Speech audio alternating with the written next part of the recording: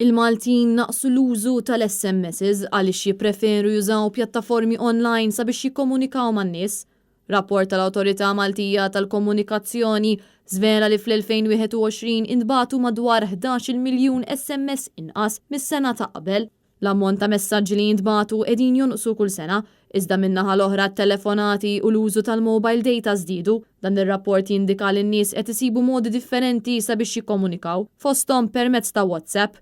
Fl-2017 saru medja ta' 774 telefonata minn kull persuna, fil-waqt li s-sena li għaddiet saru 786 telefonata li jfisser żieda marġinali. Intant il-minuti ta' telefonati żdiedu b'32.4 miljun mis-sena li għaddiet u kien hemm tnaqqis ta' 27% fl-użu tal-linja tat-telefon midjar. Dan juri biċ-ċar li n-nies qed jagħmlu aktar telefonati mill-mobile illum il-ġurnata. Is-sena l-oħra l-użu tal-mobile data żdied bi 30%, hekk kif żdiedet id-dipendenza fuqu. Sal-aħħar tas-sena 2021, 60% tal-Maltin investew f'internet ta' 100 megabit jew saħansitra ogħla minn hekk għal aktar effiċjenza.